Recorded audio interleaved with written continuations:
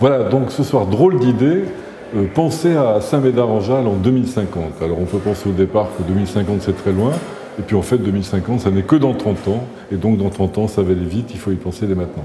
Ce soir on a souhaité proposer aux gens, d'abord on a expliqué la démarche prospective Bordeaux 2050, Bordeaux Métropole 2050, qu'on est en train de mener à bien, et puis on a proposé concrètement aux gens qui étaient présents de réfléchir sur 3 thèmes. Le rapport de Saint-Médard à l'espace, puisqu'on a dans la question de l'espace et de l'industrie spatiale une position très forte aujourd'hui. Donc qu'est-ce qu'on fera avec ça en 2050? Le rapport de Saint-Médard à la nature et à la culture, puisqu'à la fois sur le volet nature et sur le volet culture, Saint-Médard est aujourd'hui très forte. Quelle est la projection qu'on peut imaginer pour 2050? Et puis 3e thème, le rapport de Saint-Médard au territoire qui l'environne, en particulier vers le littoral médocain. Quels seront les rapports qu'on aura avec ce littoral, en termes de mobilité, en termes de liaison, en termes de travail. Tout ça est assez passionnant. Quelquefois même, on peut en être effrayé. On peut en tout cas avoir beaucoup d'idées. Et c'est ce qui nous a occupé ce soir, avec beaucoup de propositions très intéressantes. Dans le BF 2050, il y a à la fois ce qu'on appelle du bottom-up, c'est-à-dire tout ce qu'on va faire avec vous, et puis après, il y a les politiques qui, à un moment, vont surajouter une couche qui est descendante, qui va dire j'ai tout écouté, et moi je fais le pari que la société va évoluer de cette façon-là, et je vous demande de partager cette vision. On a partagé la mission en 3 temps. Le premier temps, on s'est dit, Alain Juppé, Jacques Monod, on dit comment, la première chose, c'est est-ce que vous allez vraiment réussir à intéresser les gens, parce que 2050 c'est long, etc. Donc, est-ce que, avec 2 sous-questions, la première, est-ce que l'avenir est angoissant ou est-ce que l'avenir est excitant?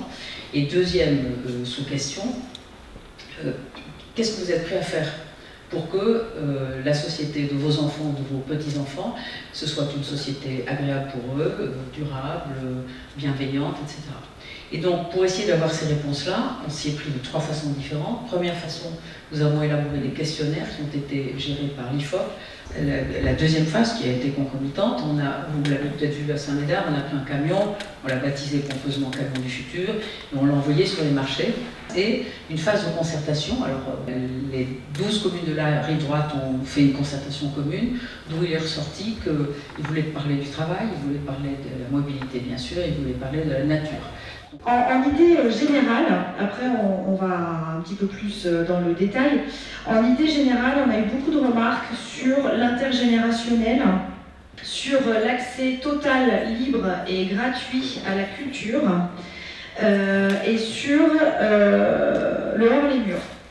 Puisque à partir du moment où on propose des choses hors les murs, à partir du moment où on sort des espaces classiques culturels, et bien à ce moment-là, c'est comme si on rentrait dans un cercle vertueux, on donne l'accès à tous.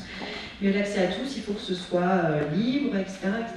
Voilà, on est un petit peu dans ces des grandes idées-là, puisque en extériorisant, on a des nouveaux publics. Et donc du coup, on est dans la nature. Donc c'est là où on a cette fameuse articulation qui commence à se mettre en place. Une très jolie expression que j'ai entendue, c'est bulle de silence. Parce que voilà, peut-être qu'en 2050, on aura besoin parfois, culturellement, de bulles de silence. Donc c'est la nature, et puis ça peut être le silence, malgré tout, entendre les oiseaux, les sons, les jolis sons qui nous reposent et donc qui sont l'identité sonore de notre territoire. Très rapidement, les idées sont arrivées sur la problématique de la mobilité, qui est très vite ressortie sur les 3 tables. Et là, du coup, on s'est projeté sur l'avenir avec beaucoup d'hypothèses qui ont été faites. Donc il y a eu des problèmes. Transport collectif étant ce qui ressort le plus, à travers, pourquoi pas, des bus autonomes, des déplacements avec des moyens type tram-train qui ont été évoqués assez rapidement sur les 3 tables. On considère que le tram-train a un vrai consensus aujourd'hui sur cette soirée. On a aussi pas mal de propositions et de réflexions autour des pratiques, finalement, qu'on rentre de plus en détail dans la problématique de la mobilité. Alors, il y a bien sûr les flux touristiques, mais c'est finalement ce qui ressort le plus dans les débats, c'est surtout les flux du quotidien liés au déplacement du travail, les trajets pendulaires.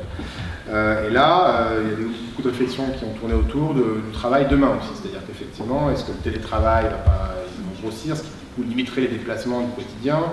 On peut imaginer aussi que si les infrastructures, c'est ce qui est ressorti, les infrastructures de déplacement étaient de meilleure qualité, probablement, et avec le désenclavement du territoire, de ces territoires-là, probablement aussi qu'une activité économique pourrait se développer dans ces territoires. Et donc évidemment, les gens n'ont plus besoin de faire un certain nombre de kilomètres pour travailler et retrouver leur travail au pas de leur porte. D'abord, le premier, c'est le tourisme spatial qui est arrivé avec une vraie idée, qui est arrivé sur 2 tables rondes, enfin 2 tables, je veux dire, 2 tables.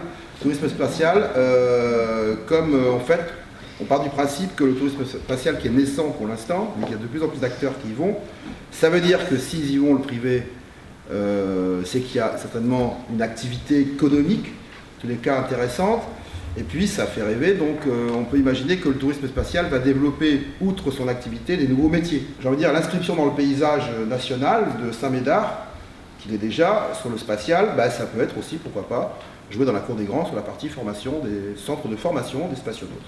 Il y a aussi quelque chose qui est sorti assez rapidement, c'est un pôle d'excellence. Pôle d'excellence lié au spatial.